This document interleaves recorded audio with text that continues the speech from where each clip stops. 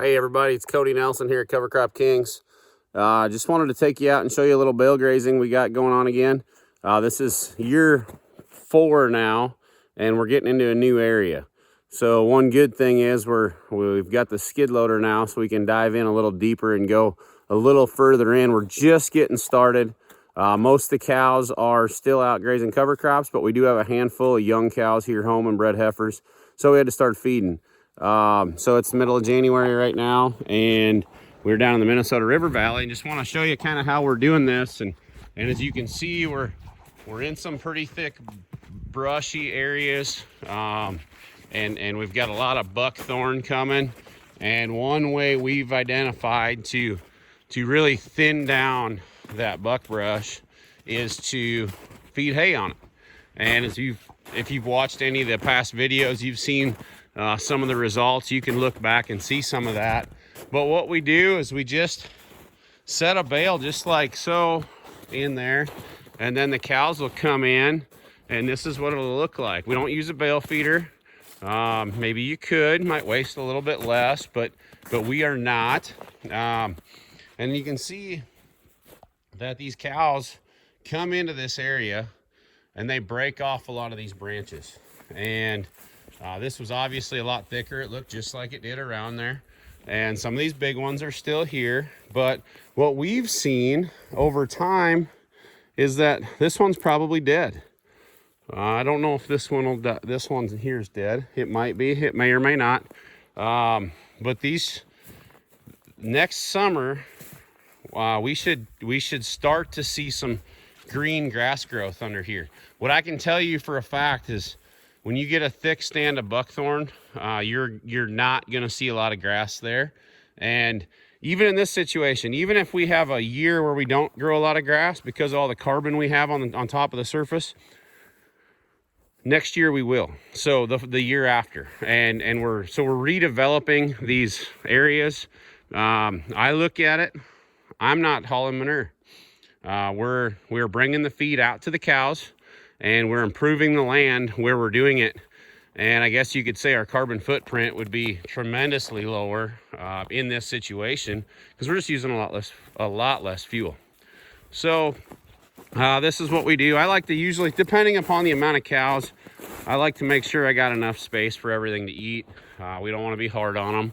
And then I will come in, it'll be real fun now with a skid loader, where we can come in and lift these branches or these trees that are falling down out of here, kind of create some more paths. And as you can see, we get up here, we got a rock outcropping.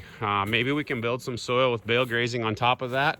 But we've got a lot of area to cover and that we can improve in. And the other thing that we've seen is we start to lose, or we can really thin out some of these cedar trees by putting some pressure on. And the grazing has been tremendous. Last summer, we actually have increased the grazing production on this piece of ground by 500%. So just a little bit of management. It's really tough to get back in here in the timber ground and do a lot of adaptive grazing. We're doing, I guess you'd call it adaptive grazing. We are doing a little bit, but we kind of give them parts of it, what we can.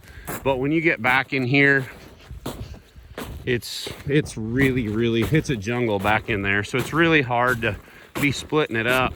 So, we do what we can. We've fenced this meadow off, had this meadow fenced in several different paddocks, and never done the same thing twice. And then as you can get back to the back side of the meadow, we've run through the timber a little bit, and that's going to take you right up to the Minnesota River. So that's kind of what we got going on here. I am just walking up here. I want to show you one of the areas that we worked on last year. So this is an area that we've rolled out a lot of bales, and on this side, before we started thinking maybe we can fix it, the inside of the timber with bale grazing. And when we get the whole herd of cows out here, I mean, we'll be setting a lot of bales out at one time. But for right now, this is how we're handling it. I don't want to, I only start the tractor up when it's warm, or the skid loader. I don't want to be feeding cows when it's real cold out. So there's times we may set out 2 weeks worth of hay. And then a lot of times I'll set out, rather than coming out here to build the fence, I've got several different areas. So we've got 1, 2, 3, 4, 5 different kind of paddocks or pastures, you could say, where we can feed. And so I like to set bales in all of them. I might even roll a bale out in one of them, and that's where they go first, and then set up my bale grazing. And like I said, it's not perfect, but if we're starting a tractor once every 2 weeks or once a month as opposed to every day, I think it's a win. So anyways, this is the area. There used to be a tiny little trail through here. From where we entered, you could not hardly see that deer stand. Now we're getting it all wide open. We just keep working at it. And a lot of this stuff was from last year, and a lot of it just did not grow.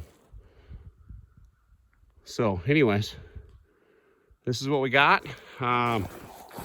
Thank you for watching. If you appreciated it, make sure you hit the subscribe button, hit the like button, share the video if you would.